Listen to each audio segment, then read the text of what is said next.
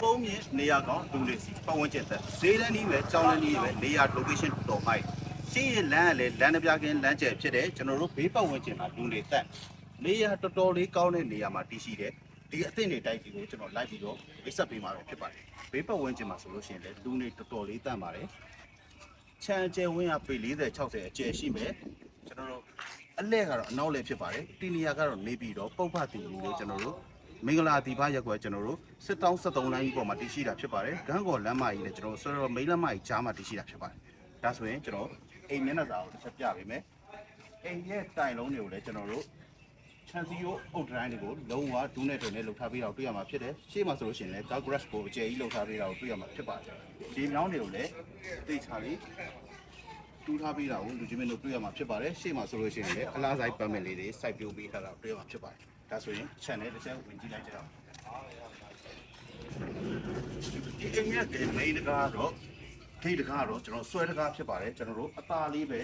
ဆွဲပြီးတော့တွန်းလို့ဖွင့်လို့ရပါတယ်ဒီအတူတော်လေးမိုက်ပါတယ်ပြီးတော့ချမ်းရှယ်အိမ်နဲ့အိမ်ရဲ့မျက်နှာစာမှာဆိုလို့ရှိရင်လည်းကား2စီးလောက်ကအသားလေးရက်လို့ရမယ်ကျွန်တော်တို့လုံးဝအိမ်ရဲ့ဒီဇိုင်းတော့လေလုံးဝ Royal Classic ပုံစံလေးတေချာလေးပြုလုပ်ပေးထားတာကိုတွေ့ရမှာဖြစ်ပါတယ်အိမ်ရဲ့အကြောင်းကာလာဆက်ပေးထားတယ်တော်တော်လေးမိုက်ပါတယ်ဒါဆိုရင်ကျွန်တော်အိမ်ထဲကိုတစ်ချက်လိုက်ပြပေးပါအိမ်ထဲဝင်ကမှာစရင်တွေ့ရမှာတော့ကျွန်တော်တို့လုံးဝခန်းနာကြီးကျယ်ထဲဝါလုံးနဲ့ကျွန်တော်တို့မိန်းတကားကြီးကိုတွေ့ရမှာဖြစ်ပါတယ်လုံးဝကျွန်းတကားကျွန်းကြီးပေါင်းကျွန်းပါကေတုံးထားပြတော့တွေ့ရမှာဖြစ်ပါတယ်ဟိုအရန်ကိုမိုက်တဲ့ဧကန်ကျယ်ကြီးဖြစ်ပါတယ်ဒါကတော့အောက်ထပ်အိမ်ခန်းဖြစ်ပါတယ်ဒီမှာဆိုလို့ရှိရင် master 3ခန်း single တစ်ခန်းစုစုပေါင်း4ခန်းပေါင်းတာဖြစ်ပါတယ်ဒါတော့အိမ်အောက်ထပ်ကဧကန်ဖြစ်ပါတယ်ကျွန်တော်ဒီမှာဆိုလို့ရှိရင် TV စင်ကိုကျေးလို့ထားပြီးတော့ပြောမှာဖြစ်တယ်တော့မှအမှ TV cabinet တွေကိုလည်းဒီစားလေးလုပ်ထားပေးတာတွေ့အောင်ဖြစ်ပါတယ်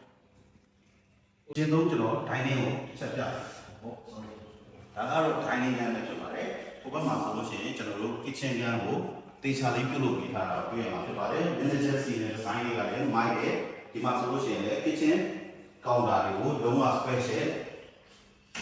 တေချာလေးလုပ်ပေးထားတာတွေ့ရမှာဖြစ်တယ်ကျွန်တော်တို့ဒီမှာဆိုလို့ရှိရင် basin တွေကိုလည်းတေချာလေးအကောင်းဆုံးဆိုတာတွေကိုသုံးသပ်ပြီးတော့ပြောမှာဖြစ်တယ်ဒီမှာကြောက်ပြားတွေအပြည့်ခင်းထားပြီးတော့ပြောမှာဖြစ်တယ်အောက်မှာဆိုလို့ရှိရင်လည်းပကံစင်တွေထားဖို့ပကံတွေပါထားဖို့နေရာကြီးလည်းလုပ်ထားပြီးတော့ပြောမှာဖြစ်တယ်ဒါkitchen cabinet တွေကိုလည်းတေချာလေးလုပ်ထားပြီးတော့ပြောမှာဖြစ်တယ်ဒီမှာအညော်စုပ်ဆက်လည်းပြင်ပေးပြီးသားဖြစ်ပါတယ်ဒီမှာဆိုရင်တော့ကျွန်တော်ဘာတော့လာပါမယ်အောက်မှာပလင်းတွေပါထားဖို့အတွက်နေရာပါ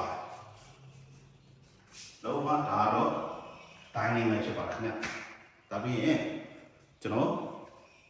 ပထမမှာစကားလုံးလိုက်ပြကျွန်တော်အခုပြပေးမှာတော့ပထမမှာစကားလည်းဖြစ်ပါတယ်လုံးဝအခြေကြီးကိုလုပ်ပေးထားတာတွေ့ရမှာဖြစ်တယ်ဒီမှာဆိုလို့ရှိရင်ဒီနေ့ကားတွေကိုလည်းကျွန်တော်အုံတော့လုပ်ပေးထားတာတွေ့ရမှာဖြစ်တယ်မှန်တွေကိုအဓိကပုံပြထားတာဖြစ်တဲ့အတွက်ကြောင့်မလို့ယူနီလုပ်နေတဲ့ဒီလိုက်တဲ့အောင်တဲ့ condition တော့တာမန်နေလည်းတက်စင်ပြီးသားဖြစ်ပါတယ်ဒါတော့ပထမမှာစာပိုင်းရဲ့ရေချိုကအေကအနေထားပဲဖြစ်ပါတယ်တော်တော်လေးမိုက်ပါတယ်ဒီအိတ်ခန်းလေးပါဆိုလို့ရှိရင်အပေါ်မှာ aircon socket တွေလည်းလုပ်ပေးထားတာကိုတွေ့ရမှာဖြစ်ပါတယ်ဒါပြီးရင်ကျွန်တော်ပေါ်လာကိုချက်သွားပေးမယ်မီဇိုင်းတွေလည်း special မိုက်နော်မီဇိုင်းတွေလည်းကြာလို့သွားပေးတယ်အပေါ်လာကိုမတက်ခင်မှာဆိုလို့ရှိရင်ဒီနေ့တွေ့ရမှာတော့ကျွန်တော်တို့လုံးဝတန်ပန်းအလားတေချာလေးလုပ်ထားပြီးတော့တွေ့မှာဖြစ်တယ်ဒီမှာဆိုလို့ရှိရင်ဖနက်ထားဖို့အတွက်ကျွန်တော်အောက်မှာလေကောကွင်းလုပ်ထားပြီးလည်းတေချာလေးလုပ်ထားပြီးတော့တွေ့မှာဖြစ်တယ်ဒီမှာဆိုလို့ရှိရင်စတိုလေးပါအောင်မှာဖြစ်ပါတယ်စတိုလေးလုပ်ထားပြီးတော့ဒါပြီးရင်ကျွန်တော်အပေါ်တက်လို့ကျွန်တော်ဆက်လိုက်ရတယ်ခင်လေကောကွင်းလေးကျယ်တယ်ညာကျွန်တော်တို့ကျွန်းကကျွန်းကြီးပေါင်းကျွန်းပါလေးကျွန်းတဲ့ရကိုအပြည့်စုံတေချာလေးလုပ်ထားပြီးတော့တွေ့မှာဖြစ်တယ်တေချာလေးမိုက်လုပ်ပြီးထားတာကိုတွေ့ရမယ်အိမ်ဖြစ်ပါတယ်ကျွန်တော်တို့လုံးဝလက်စုံကြီးဆန်နေဆိုတဲ့ခံစားချက်ကိုရရှိမှာဖြစ်ပါတယ်ဒါကတော့ခြေဝန်းနဲ့အပေါ်ထက်ရဲ့ဧကန်ခြေဖြစ်ပါတယ်ဖျားเจ้าတော်ကိုဒီမှာထားလို့ရမှာဖြစ်ပါတယ်လုံးဝခြေဝန်းလေးရှိတာကိုတွေ့ရမှာဖြစ်တယ်ဒါပြီးရင်ကျွန်တော်စင်ငယ်ကဆက်ပြရင်းနဲ့ဒါကတော့ပထမ ဒုတိယတဲ့ရဲ့ကျွန်တော်တို့စင်ငယ်ကြားလေးပဲဖြစ်ပါတယ်ဒါပြီးရင်ဒုတိယမှာစာတန်းလေးပြပြီးလုံးဝမိုက်တယ်နော်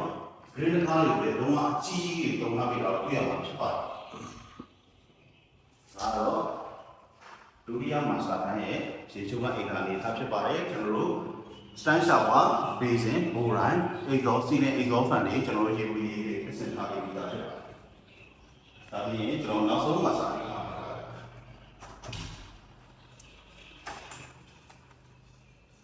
တော့နောက်ဆုံးမှာစာအိတ်ခန်းဖြစ်ပါတယ်တော့ဒီမိုက်ပါတယ်သူကလည်းကွန်ပတ်ဖြစ်နေတဲ့မိသားစုတွေစီစီလုံးလုံးတွေကိုရတဲ့အိမ်လေးတစ်လုံးဖြစ်တယ်ဒါကတော့တတိယမှာစာတန်းရဲ့ရေချိုးပိုင်းကအနေထားဖြစ်ပါတယ်ဒါပြီးရင်ဒီအိမ်မှာကျွန်တော်အကြိုက်ဆုံးနေရာတစ်ခုခေါ်ပါမယ်အဲ့ဒါကတော့ veranda ပဲဖြစ်ပါတယ်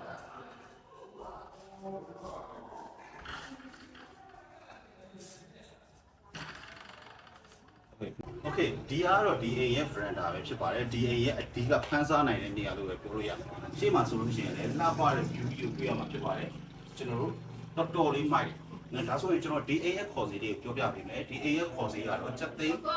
9900သိန်းတိတိကိုပိုင်ရှင်နဲ့တိတိဆန်ညီနိုင်လို့ရအောင်မယ်ပြီးတော့ပတ်ဆိုင်မှုက30ခရမ်မျိုးစားဖြစ်ပါတယ်လူချင်းမျိုးလိုဝယ်ယူပြီးနိုင်တယ်ကိုယ့်တမဲပေါင်းတန်းပြောက်လို့ရနိုင်မှာပဲဖြစ်ပါတယ်ခင်ဗျဒီအင်ကြီးကိုစိတ်ဝင်စားရဆိုလို့ရှိရင်ကျွန်တော်တို့ Green Agent ကိုအချိန်နဲ့ဆက်လက်ဆိုတာမေးမြန်းလို့ရပါတယ်အားလုံးကိုကျေးဇူးတင်ပါတယ်နောက်ဗီဒီယိုမှာပြန်လည်ဆုံတွေ့ပါမယ်ကျွန်တော်ကတော့ Green Agent ရဲ့အကျိုးဆောင်လုပ်ငန်းကကိုပိုင်ပိုင်ပဲဖြစ်ပါတယ်ခင်ဗျမင်္ဂလာရှိတဲ့ညနေခင်းလေးဖြစ်ကြပါစေ